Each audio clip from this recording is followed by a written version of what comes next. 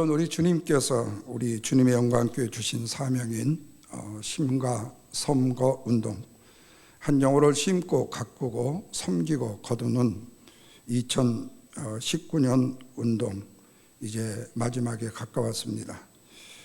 이제 2019년 한 해로 끝날 것이 아니라 우리 모든 성도들이 다시 마음과 뜻과 정성을 모아서 앞으로 우리가 작정한 태신자들을 마음에 품고 헌신하고자 하는 헌신 예배를 오늘 주님 앞에 드립니다. 그러나 이 일이 오늘 우리의 혼자의 힘으로나 능력으로 되어지는 일은 아닙니다. 하나님의 도우심과 성령의 임재가 함께 있어야만 할 수 있는 일입니다.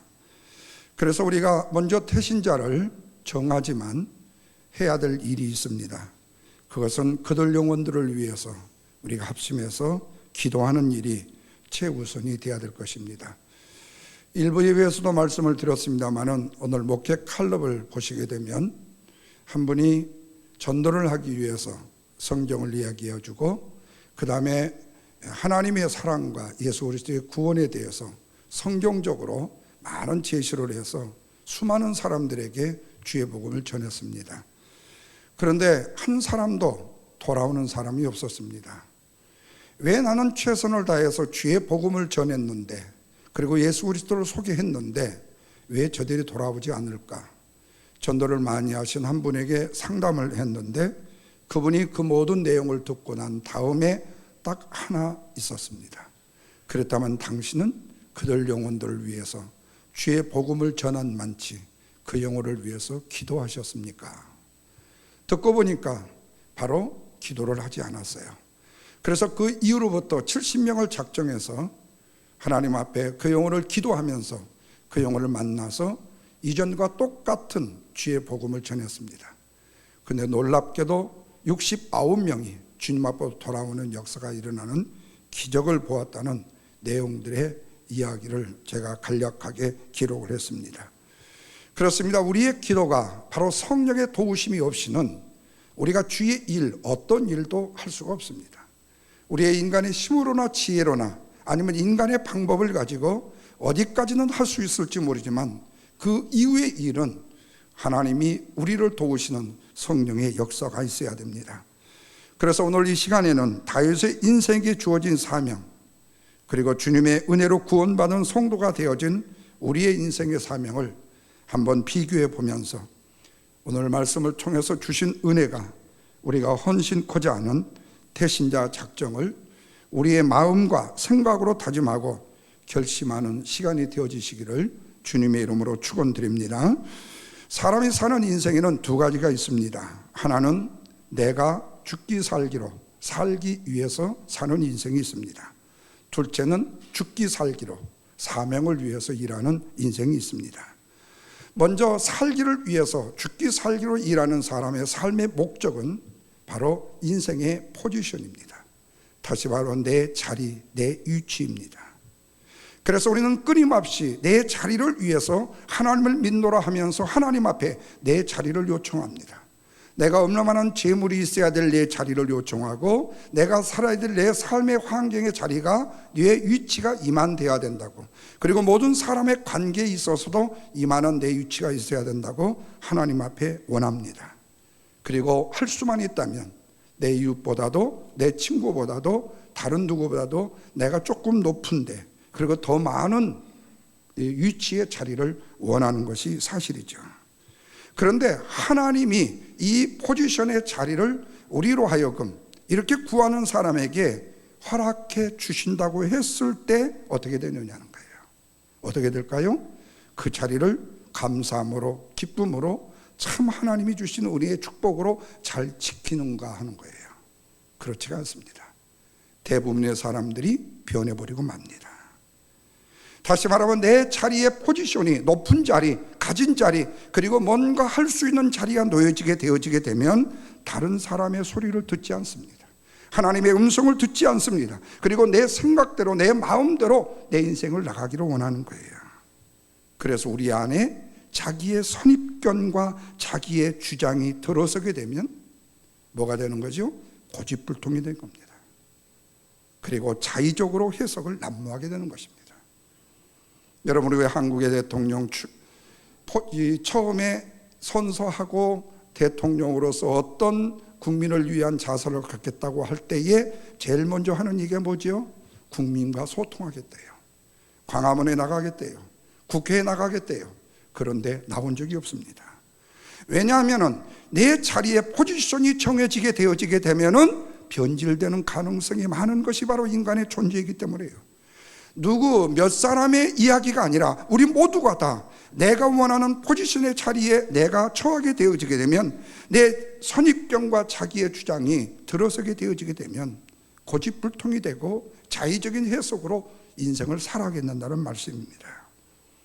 그래서 이사야 선지자는 이사야서 6장 9절에서 너희가 듣기는 들어도 깨닫지 못하고 보기는 보아도 알아듣지 못하게 된다고 말씀합니다.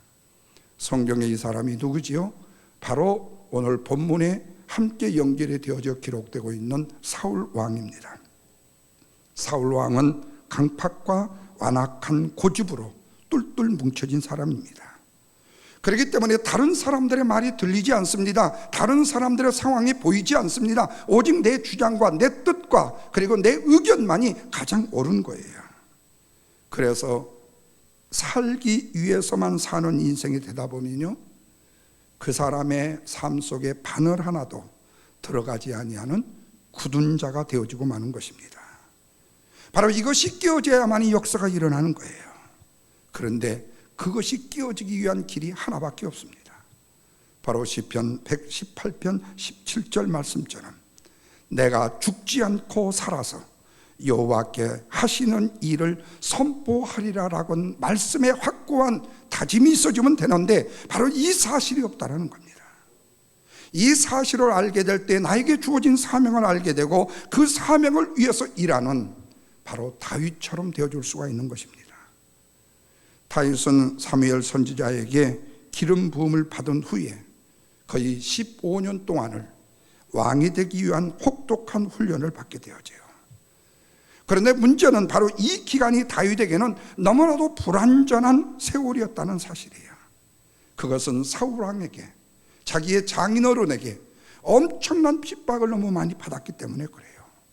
그래서 그의 앞에 사무엘이 기름 부어 왕으로 세움을 받았지만 확실한 왕이 된다라는 보장이 없었기 때문에, 그래서 그는 핍박을 넘어서서 시시때때로 생명의 위협을 받으면서 자신의 삶을 살아야만 했습니다.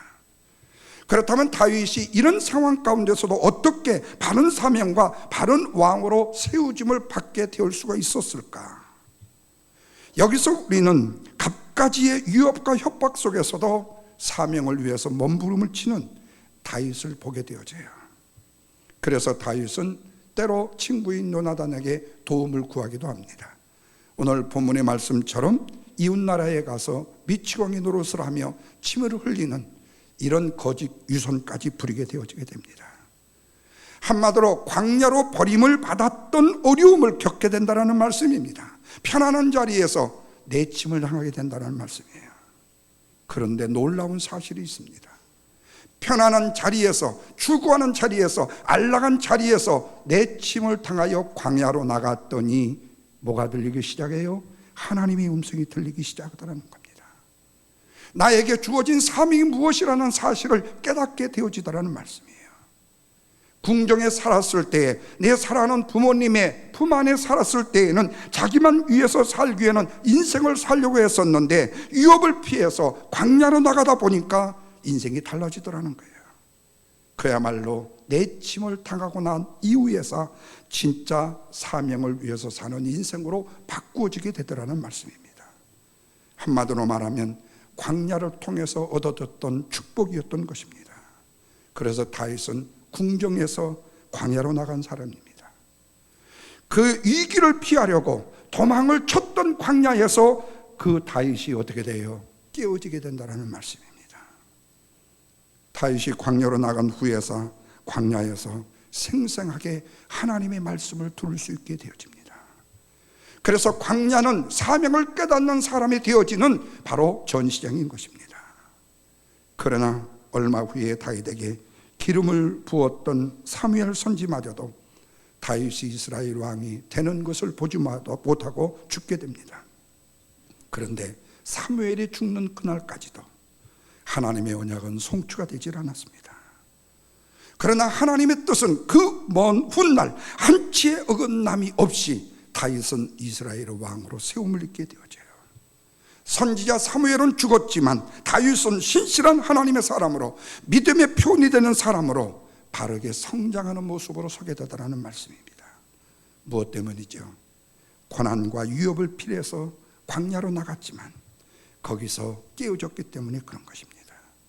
그런데 성경은 너무나도 진솔하게 다윗이 광야에서 겪게 되는 믿음의 위기들을 있는 그대로 우리에게 리얼하게 보여주는 말씀이더라는 거예요. 그래서 여러분, 성경은 참으로 두려울 정도로 진실한 책이라고 말하는 것입니다. 그런데 바로 이런 인생의 사명이 다윗에게만 주어졌을까 하는 것이지요. 결코 그렇지가 않습니다.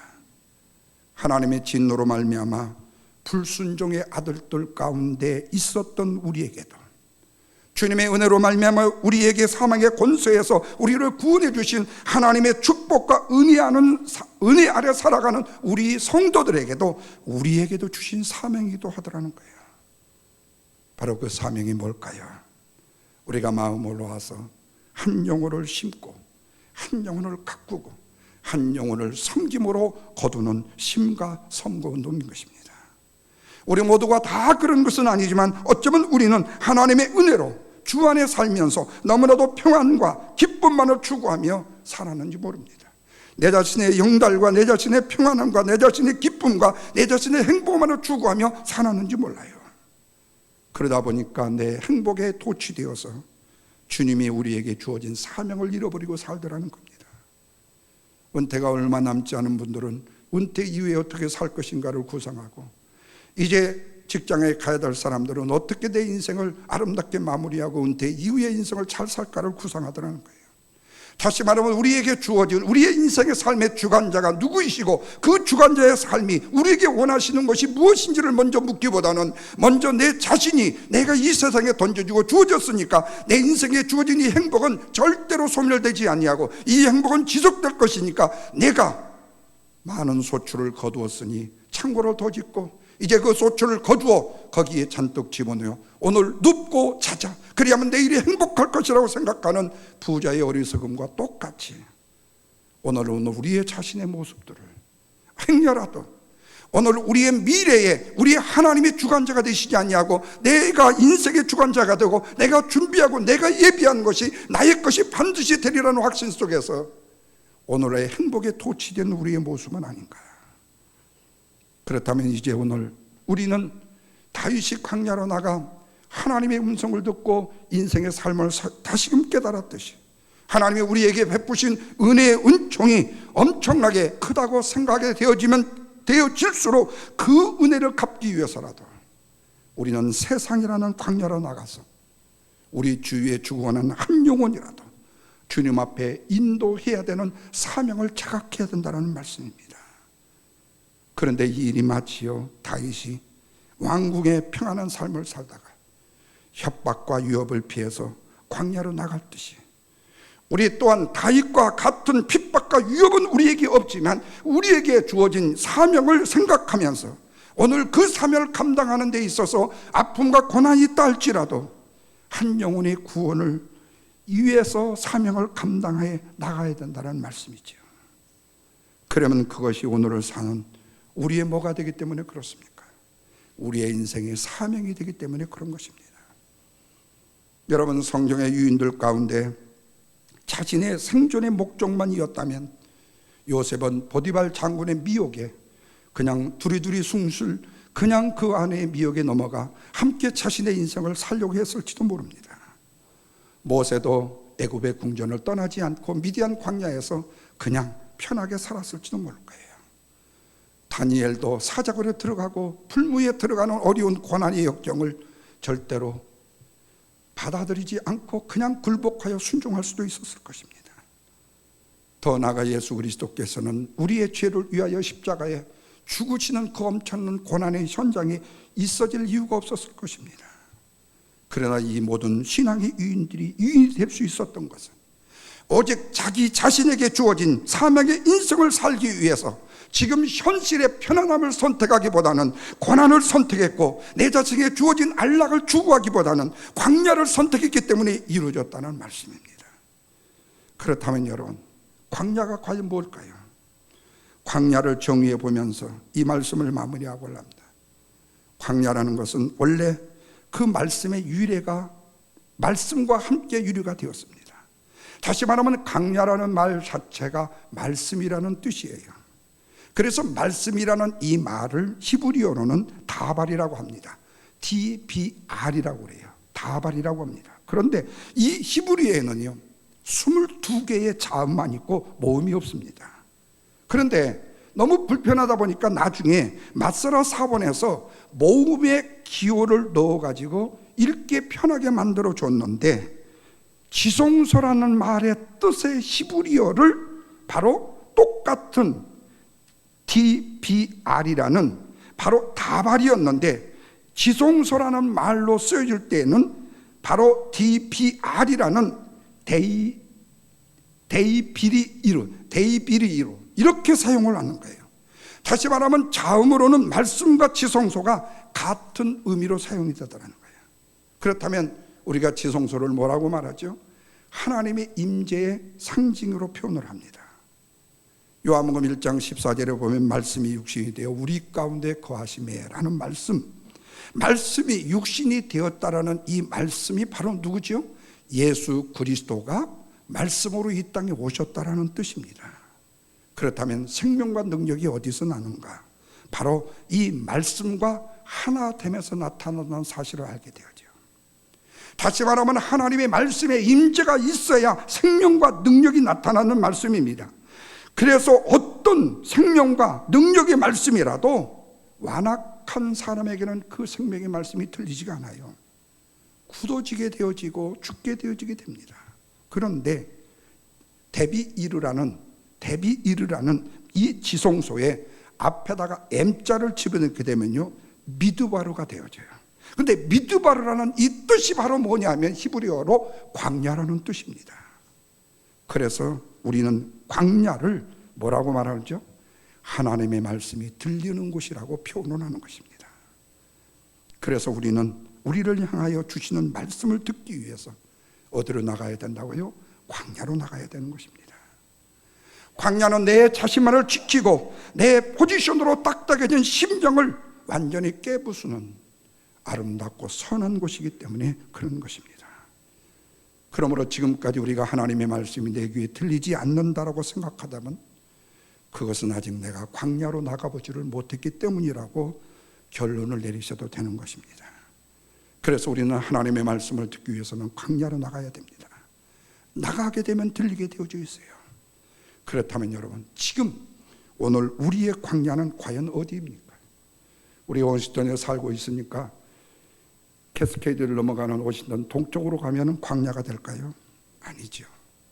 주님의 유언적인 지상 명령인 심과 섬거 운동이라는 광야로 나가는 것입니다. 힘들더라도 만나는 사람에게 한 장의 전도지를 나누는 것입니다. 그러다가 거기에서 거부를 하시는, 완강하게 거부하고 때로는 눈을 흘기는 분을 통해서 보면서 무슨 말씀이, 무슨 음성이 들려져야 되죠? 나도 너를 이렇게 힘들게 얻었단다라는 하나님의 음성을 듣게 된다는 말입니다. 마치 요즘에 법정에 나가는 사람들 앞에, 그리고 판사 검사한테 재판을 받으러 가는 사람들 앞에 마이크를 들이대면서 정말로 죄를 지었습니까? 정말로 살인을 했습니까? 죄인임으로 인정하십니까? 묻다가 그 어떤 사람은 기자를 째려보다가 말도 들었고, 아니면은 내침을 하면서 그냥 거절하면서 지나가는 사람처럼요. 문영원을 붙들고 예수님을 용서하세요, 예수 그리스도가 당신의 구주가 되십니다 라고 했는데도 전도하다가 수많은 거절의 수모를 당했다 할지라도 말입니다. 아니면 험난한 선교주로 나가서 그들 영과 함께 몸과 마음을 나누다가 육체의 병이 생김으로 인하여 주여 나의 병든 몸을 지금 고쳐 주소서라고 기도했더니 주님이 이래요. 모든 병을 고쳐주마 주 약속하셨네. 이 응답을 받아요. 이 음성을 듣게 되는 것이 바로 어딜까요? 광야라는 말씀입니다. 오늘 우리가 이런 일을 행하는 것이 바로 오늘날 우리가 광야로 나가는 일인 것입니다.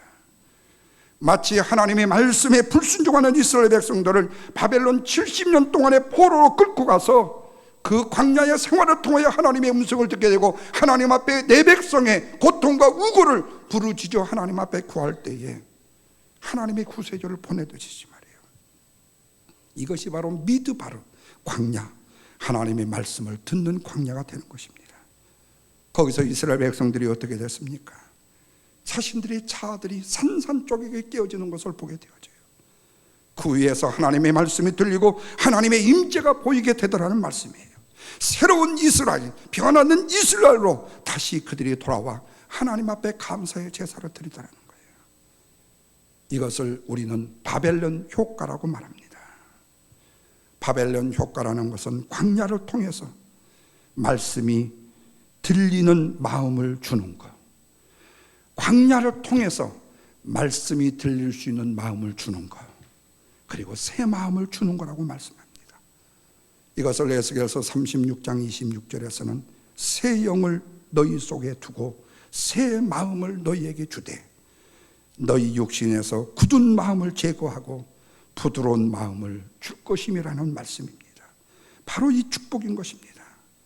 그래서 우리는 광야를 축복이라고 하는 것이고, 광야는 하나님의 말씀이 들리는 곳이다라고 하는 것이고, 광야는 말씀과 하나가 되는 곳이라고 하는 것이고, 광야는 하나님의 임재를 체험하는 곳이다라고 하는 것입니다. 그래서 택한 백성에게는 반드시입니다. 레버예요. 광야가 있어야 하는 것입니다. 그렇다면 사랑하는 성도 여러분, 우리는 나는 지금 어디에 서 있는가를 보아야 됩니다. 광야의 자리에 서 있는가? 아니면 내 자아의 포지션을 굳건하게 지키기 위해서 포지션의 자리에 있지는 않는가?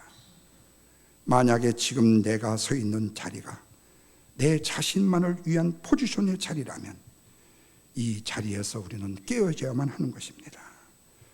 그래서 하나님의 말씀이 들리는 자리, 하나님의 말씀을 행할 수 있는 자리, 하나님이 말씀이 역사할 수 있는 자리로 나가야 하는 것입니다.